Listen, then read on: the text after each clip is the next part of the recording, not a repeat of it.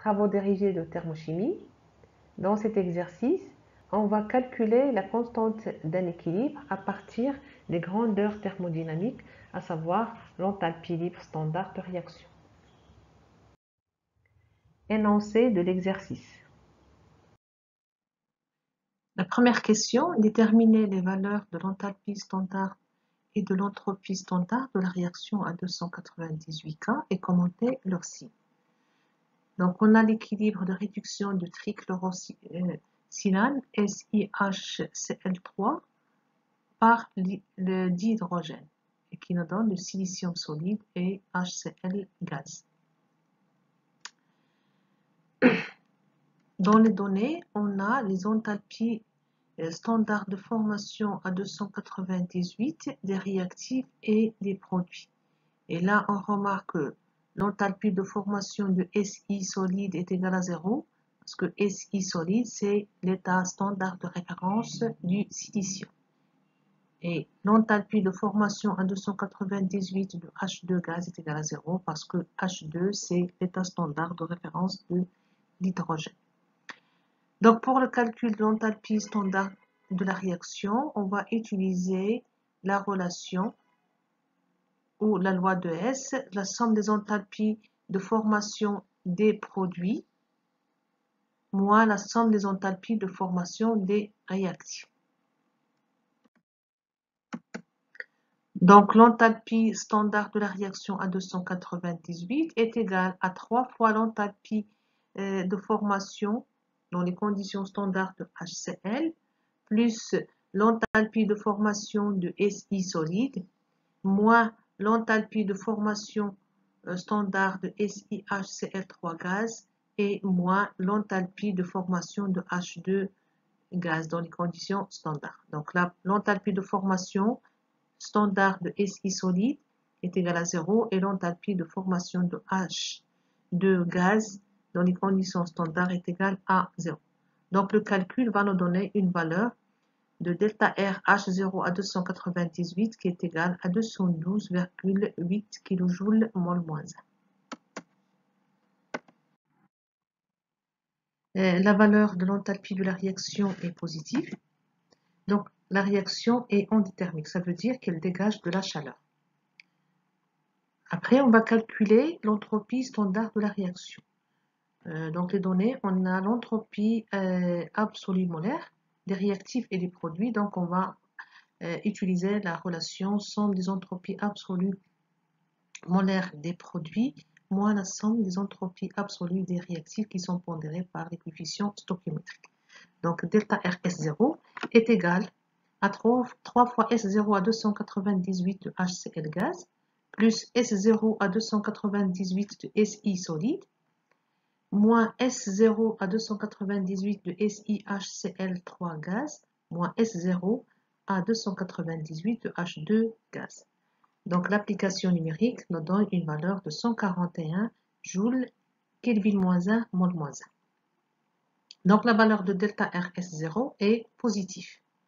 Ça veut dire qu'on a augmentation du désordre. En effet, donc l'état final est plus désordonné que l'état initial. Donc ici dans l'état initial, on a deux molécules de gaz, alors que dans l'état final, on a 3 molécules de gaz plus un solide. Donc le désordre augmente et l'état final est plus désordonné que l'état initial. Et lorsqu'on calcule delta R nu des gaz, donc on trouve une valeur de 3, moins 1, donc là est égal à 1, il est positif. Donc on a augmentation du nombre de moles de gaz. Question 2a. En admettant que l'enthalpie standard et l'entropie standard de la réaction sont indépendantes de la température, donnez l'expression de l'enthalpie libre standard de la réaction en fonction de T.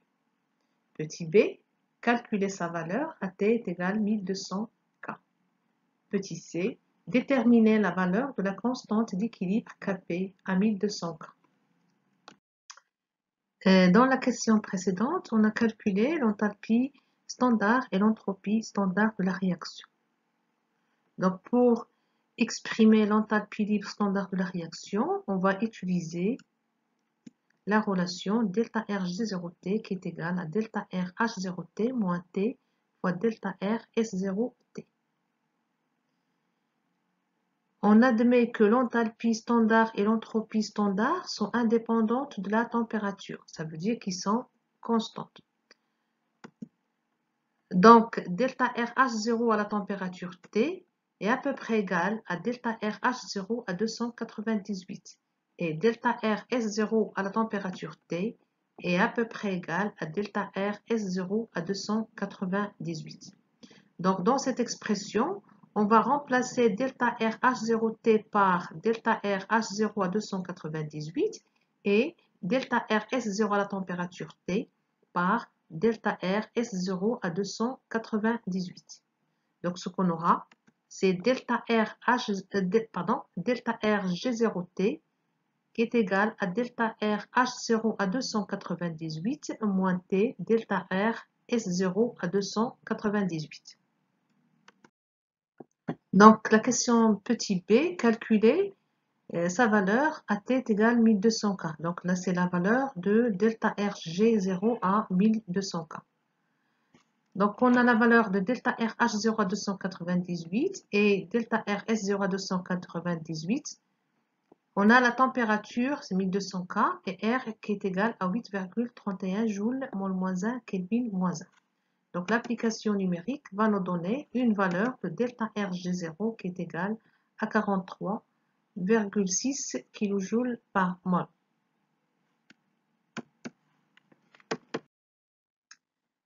Petit c, déterminer la valeur de la constante d'équilibre Kp à 1200K.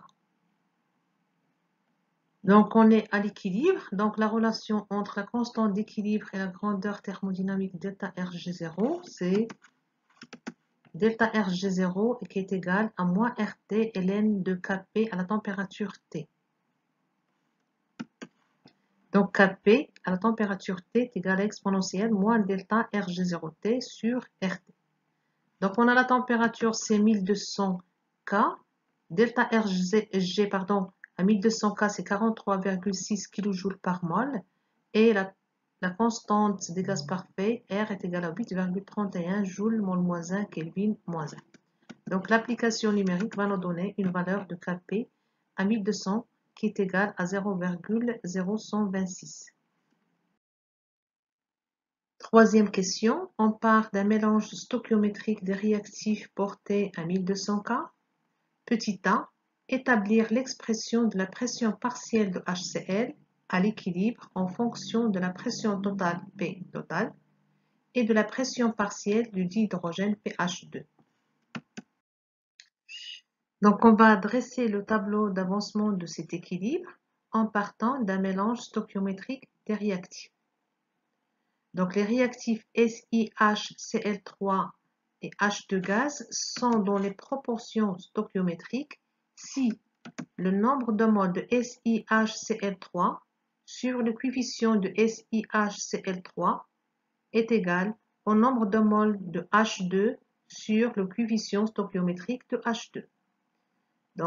Donc on a les coefficients de SiHCl3 et de H2 qui sont égaux à 1. Donc, le nombre de moles qu'on va introduire de SiHCl3 sera égal au nombre de moles de H2. Donc, à l'instant t est égal à 0, on va introduire N0 mol de SiHCl3 et N0 mol de H2. Le nombre de moles total à l'instant t est égal à 0 est égal à 2N0. Donc, on n'a que les réactifs. À l'instant t est égal à 0.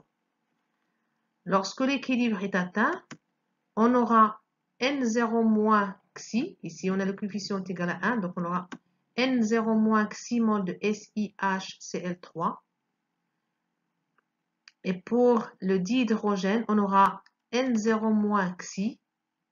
Pour le silicium, c'est Xi mol. Et pour HCl, on aura 3 Xi. Parce qu'on a le coefficient de HCl qui est égal à 3.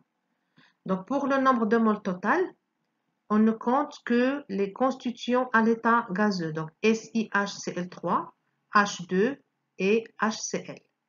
Donc le nombre de moles total est égal à 2N0 plus Xi. Donc là c'est N0 moins Xi plus N0 moins Xi plus 3Xi. Ensuite, on va exprimer la fraction molaire des constituants gazeux en fonction de N0 et Xi. Sachant que la fraction molaire d'un constituant I, c'est le nombre de moles du constituant I sur le nombre de moles total. Donc, la fraction molaire de SiHCl3 gaz, c'est le nombre de moles de SiHCl3 gaz à l'équilibre sur le nombre de moles total. Donc, on aura N0 moins Xi sur 2N0 plus Xi. Pour le dihydrogène, sa fraction molaire, c'est N0 moins Xi sur 2N0 plus Xi. Et pour HCl, donc sa fraction molaire, c'est 3 Xi sur 2N0 Xi. Et la somme des fractions molaires est égale à 1. Donc là, on ne va pas calculer la fraction molaire du solide, seulement les fractions molaires des constituants à l'état gazeux. Les pressions partielles des constituants à l'équilibre, c'est la fraction molaire du constituant en fois la pression totale. Donc, la pression partielle de SiHCl3, c'est la fraction molaire de SiHCl3 qui multiplie la pression totale. Donc là, c'est N0 moins Xi sur 2N0 plus Xi, le tout multiplié par la pression totale. Pour H2 gaz, sa pression partielle, c'est sa fraction qui multiplie la pression totale. Donc là, c'est N0 moins Xi sur 2N0 plus Xi fois P total. Et la pression partielle de HCl, c'est la fraction molaire de HCl qui multiplie la pression totale. Donc là, c'est 3 Xi sur 2N0 plus Xi fois la pression totale. Donc la somme des pressions partielles est égale à la pression totale. Donc, puisqu'on parle d'un mélange stoichiométrique des réactifs, on aura une relation entre les pressions partielles des réactifs. Donc ici, on a la pression de SiHCl3 qui est égale à la pression de H2.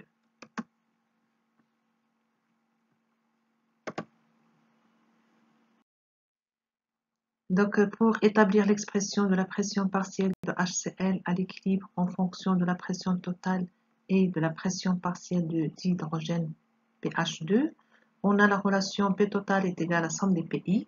Donc, pour cet équilibre, on aura la pression totale est égale à la pression de HCl plus la pression de H2 plus la pression de SiHCl3. Et on a la relation P de SiHCl3 qui est égal à P de H2 puisque le mélange est stoichiométrique. Donc on va remplacer la pression de SiHCl3 par P de H2 dans cette expression. Donc ce qu'on aura, c'est P total qui est égal à 2 fois P de H2 plus P de HCl. Donc la pression de HCl est égale à P total moins 2 fois P de H2. Petit b, on déduire l'expression de Kp en fonction de P total et P de H2. Kp, c'est la constante d'équilibre relative aux pressions. Donc l'expression de Kp pour cet équilibre, c'est P de HCl au cube sur P de H2 fois P de SiHCl3. Donc d'après la question précédente, on a la pression de H2 est égale à la pression de SiHCl3 puisque le mélange est stoichiométrique. Donc Kp est égal à P de HCl au cube sur P de H2 au carré. Et on a P de HCl est égal à P total moins 2 fois P de H2.